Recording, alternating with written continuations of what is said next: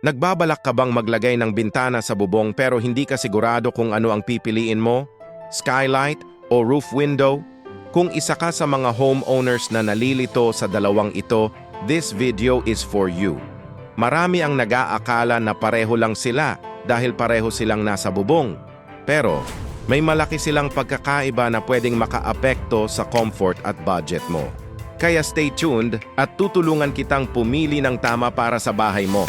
Unahin natin ang skylight. Ano nga ba ito? Ang skylight ay parang bintana sa bubong na ang pangunahing purpose ay magpasok ng natural na liwanag sa loob ng bahay. Kadalasan, ang mga ito ay fixed o hindi nabubuksan, pero may mga models din na operable.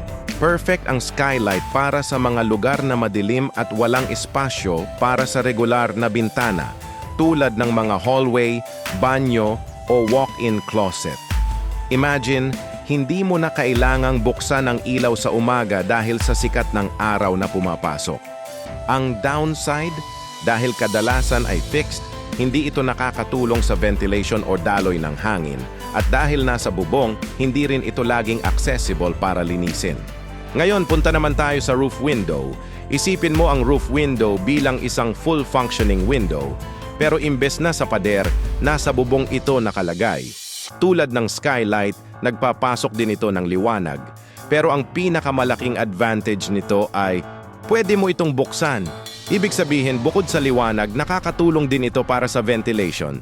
Perfect ito para sa mga attics or lofts na ginawang kwarto, office, or play area. Dahil nabubuksan, mas madali mong makokontrol ang temperatura at airflow sa kwarto. Mas flexible din ang design options nito kumpara sa skylight. Kaya kung gusto mo ng bintana sa bubong na may extra functionality, roof window ang para sa'yo. Okay, so isummarize natin para mas malinaw. Kailan mo dapat piliin ang skylight at kailan naman ang roof window? Simple lang. Kung ang habol mo lang ay natural na liwanag para sa isang madilim na space at gusto mong makatipid, skylight is the way to go. Ito ang mas simple at mas murang option. Pero kung kailangan mo ng liwanag at plus ventilation, lalo na kung ang space ay gagawin mong habitable room tulad ng kwarto or attic, mas sulit na investment ang roof window. Mas mahal ito, pero mas functional. Isipin mo na lang, para kang may bintana at maliit na exhaust fan in one. Bago ka magdesisyon, may ilang installation tips na kailangan mong tandaan.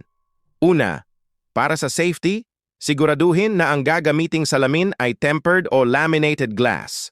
Ito ay para kung sakaling mabasag, hindi ito magkakalat ng matutulis na piraso.